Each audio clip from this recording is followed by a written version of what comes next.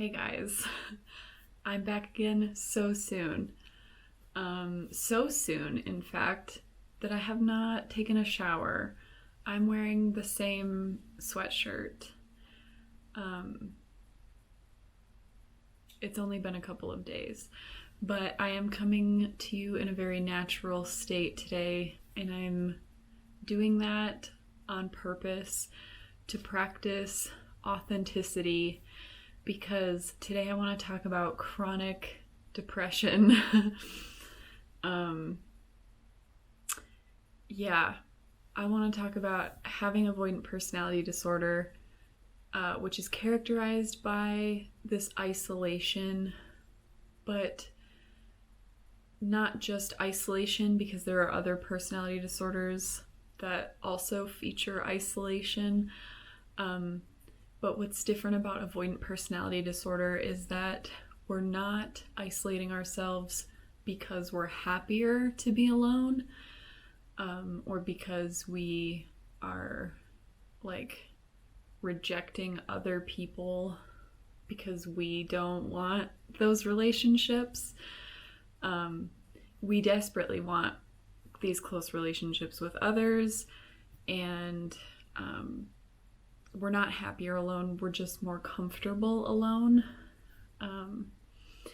And so while I think there's something to be said about really learning to love yourself and love spending time by yourself, I also think a lot of us with avoidant personality disorder are suffering because of this isolation, and a lot of us end up with really chronic depression long term, whether it be for just really long periods of time or like for much of our life we spend very depressed.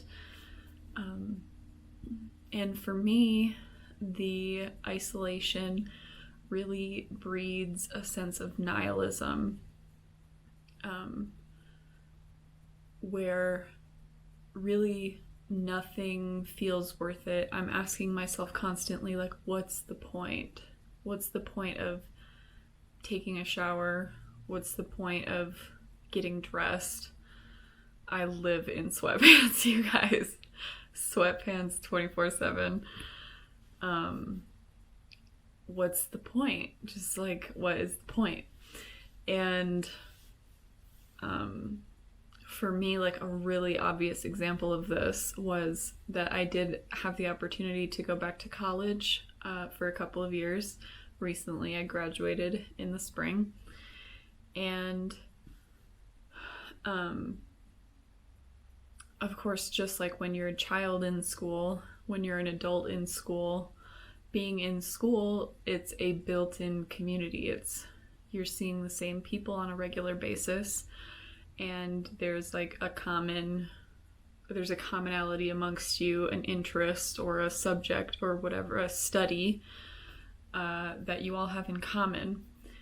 And I was in school for art. I'm a graphic designer professionally, but I'm also a photographer and specifically a cyanotype artist.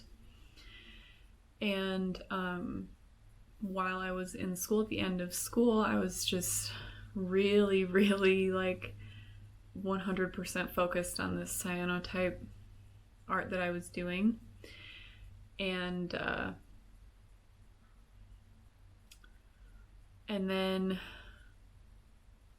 I had these other people that were around me that were also sort of interested in what I was doing.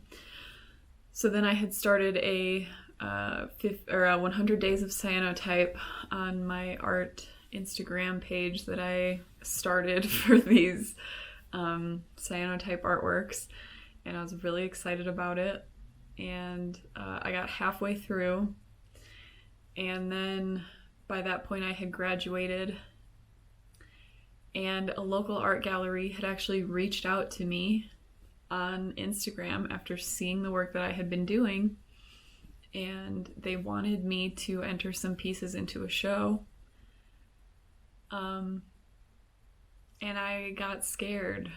I felt like I felt like an imposter. It doesn't even feel right for me to say imposter syndrome, because deep down I still don't feel, I feel like I legitimately am an imposter. Like, it wasn't like I'm not, I've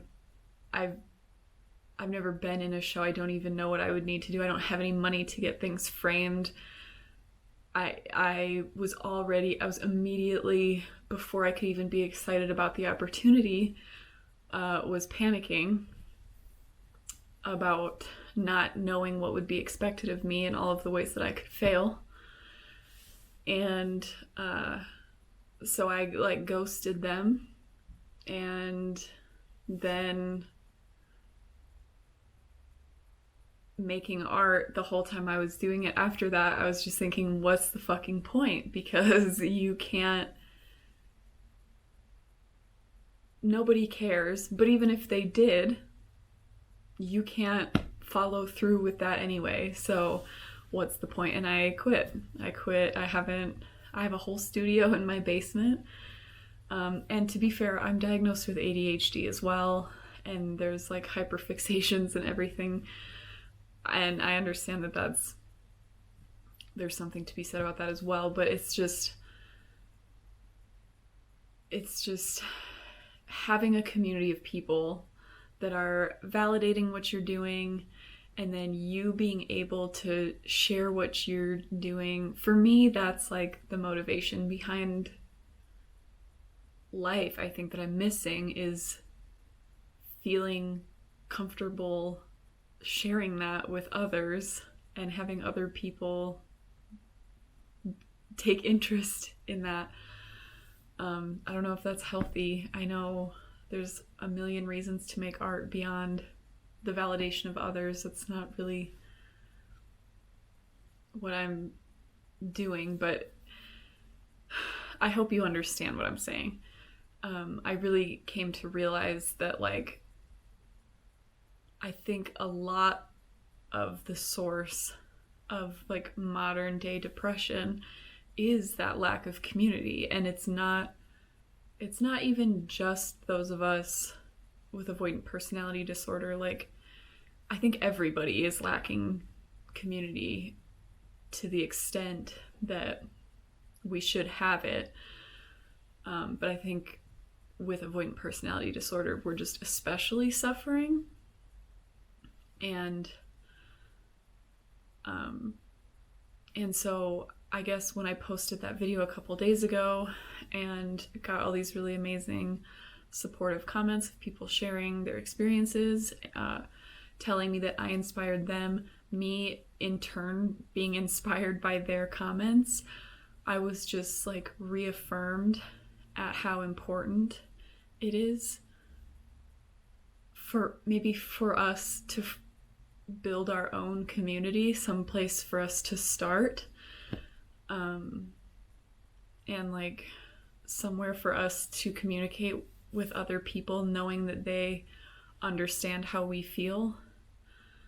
And so, you know, the comments a couple days ago reminding me that I don't have to have some big profound statement to share a video, that just me sharing my experience is enough, that really resonated with me. And I think maybe that is kind of subconsciously what I was going for here in the first place anyways, was just to create a space where there was at least some semblance of community surrounding this very specific personality type that makes it so difficult for us to find community elsewhere. So I'm not gonna ramble in an attempt to conclude this video. That's what I wanted to say.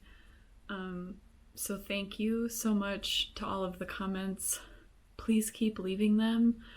I'm just gonna keep sharing my experience, but I genuinely believe that a natural byproduct of us coming together and supporting each other is that I'll be able to get better.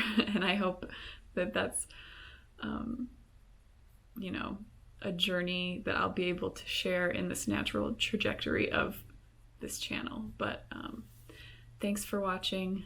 I'll see you in the next one. Goodbye.